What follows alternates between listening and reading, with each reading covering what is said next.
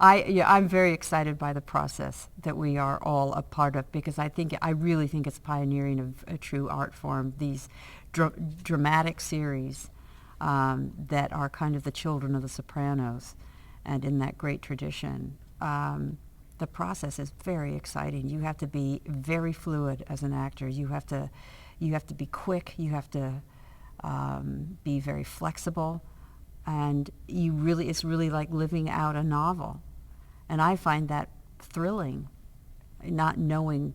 When I first started, that not knowing made me feel very insecure. But now I don't think that way anymore. I just can't wait from week to week what's handed to us. And the exciting thing about Damages is that whatever's handed to us from our writers, they have the kind of acting ensemble that can do anything for them. So it's very exciting. They had a relationship a long time ago, and she's a hotshot lawyer that he goes to for help, and so they have a professional relationship now. They had a personal relationship a long time ago.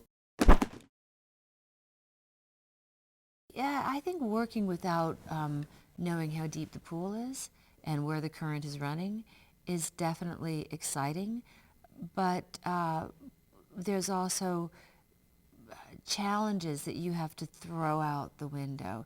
I might have been able to create someone with a different with more color, had I, had the typical like theatrical rehearsal for something, and instead of that, you jump in, you surrender to the writers, and in this case, the KZK team is fantastic, as we witnessed last year. So you surrender to their idea. It's not even an idea. They have something germinating in their brains that we don't know about, and they'll give you a tidbit. They'll throw out a parcel, but you know little more than that. But I have to trust that they know where it's going because I saw what happened in the first episode. As an actor, you're always hungry for more. You want more, you want to do more, you want to really nail the scene down. But that's not what this particular show is about. So you discover it. My episode, I was very lucky because I think the first 4 episodes, the show is very different. At least the scripts were very different than season 1. There's a lot of very rich character stuff. And then my episode, we sort of get back to a lot of the thriller aspect of the show, where there are people following each other, and there's people betraying each other and not knowing it and figuring out who's doing what.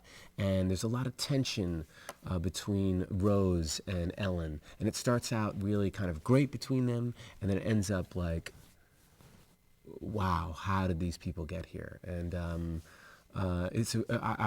felt really fortunate to direct this episode because it was really kind of like a recall back into all the excitement of the first year. It was me? Yeah.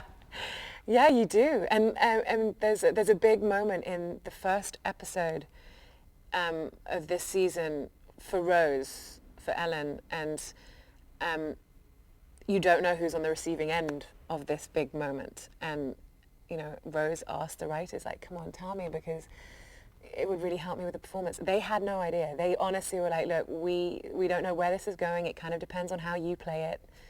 It kind of depends on, how things go over the next couple of episodes, and we'll decide. So, I mean, they can't give us any more of an idea than in the script that we receive at that one time. So it's cool in a way, because it means as an actor, you've got to go in and just work off instinct. We're not getting pages much before the second that we're shooting them. And I think it's a really good exercise, especially for someone like me who can sometimes get too into my head and try and plan things and prepare things. And this has been the best learning experience for me, because I have to walk in and trust my instinct and trust that I know who this character is and just go for the truth of the scene.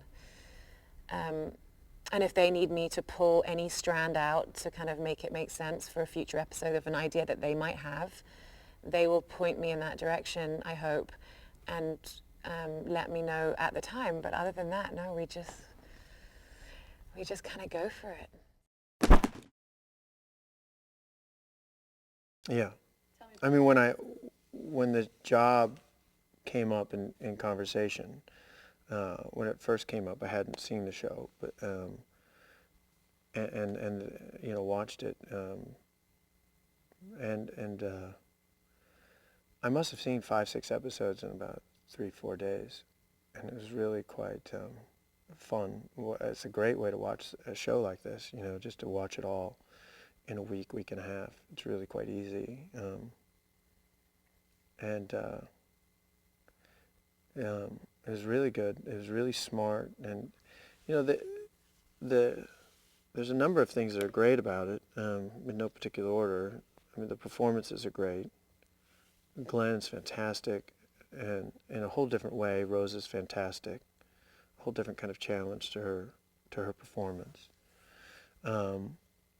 being this sort of center. And Ted Danson was just so fun to watch.